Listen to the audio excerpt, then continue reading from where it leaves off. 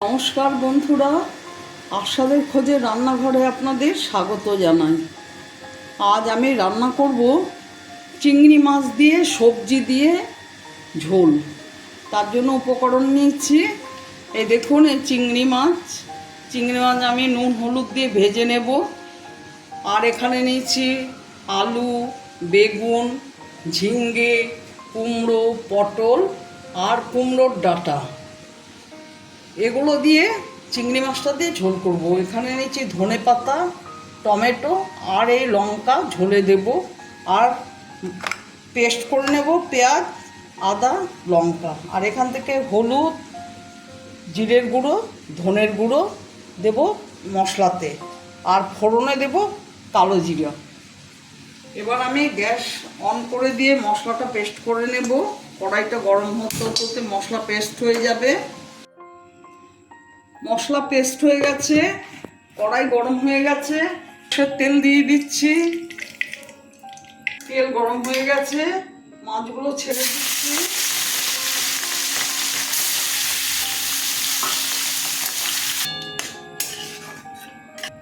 মাছগুলো ভাজা হয়ে গেছে, তুলে নিচ্ছি। কাঁচা লঙ্কা ফোড়ন দিলাম, কালো জিরা ফোড়ন দিলাম, আদা, পেঁয়াজ, লঙ্কা দিয়ে দিলাম। 1 চামচ হলুদ গুঁড়ো, 1 চামচ জিরের গুঁড়ো, 1 চামচ ধনের গুঁড়ো দিলাম। আর অল্প শুকনো লঙ্কার গুঁড়ো দিলাম।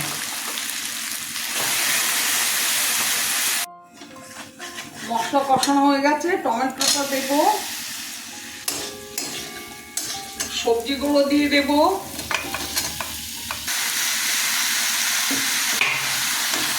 আন্দাজ মতো নুন দিয়ে দিলাম, ঢেকে দিলাম। মিনিট 5 পরে আবার খুলবো। কষানো হয়ে গেছে, জল দিয়ে দিচ্ছি।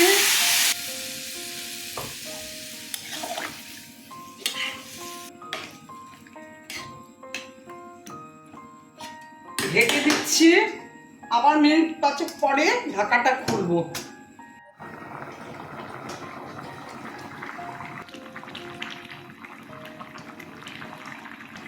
একটু চিনি দিয়ে দিলাম।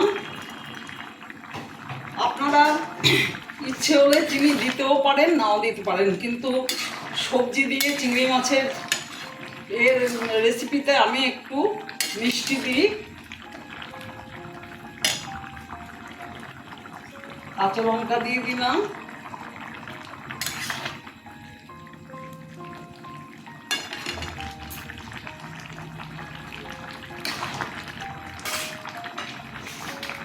আবার ঢেকে দিচ্ছি।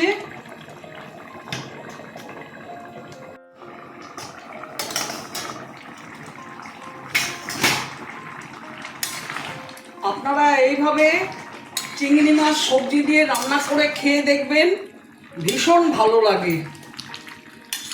কুমড়োর ডাঁটা দিয়ে আর এইরকম সবজি দিয়ে আমি খুব পছন্দ করি। মাছগুলো দিয়ে দিলাম।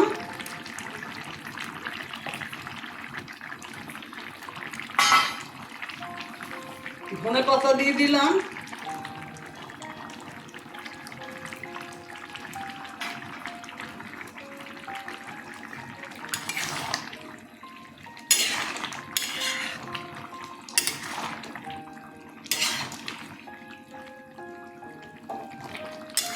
আবার একটু ঢেকে দিচ্ছি। মিনিট 2 পরে ঢাকাটা খুলব।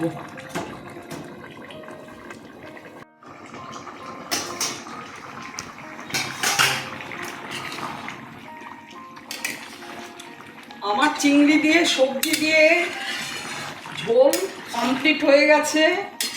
আপনাদের যদি আমার ভিডিওটা ভালো লেগে থাকে, প্লিজ একটা লাইক, শেয়ার, অবশ্যই সাবস্ক্রাইব করে দেবেন, সাথে কমেন্টস দেবেন। আর আপনারা এইভাবে রান্না করে খাবেন, দেখবেন ভীষণ ভালো লাগবে। আপনারা সুস্থ থাকবেন, ভালো থাকবেন। আমার ভিডিওটা দেখার জন্য আপনাদের অসংখ্য ধন্যবাদ। আমি এখন গ্যাস অফ করে ঢেকে দিচ্ছি, একটু বাদে সার্ভ করে দেবো।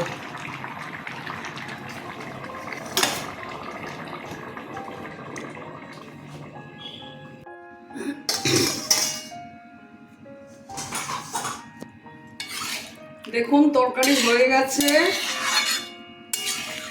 আমি এখন সার্ভ করে দেব।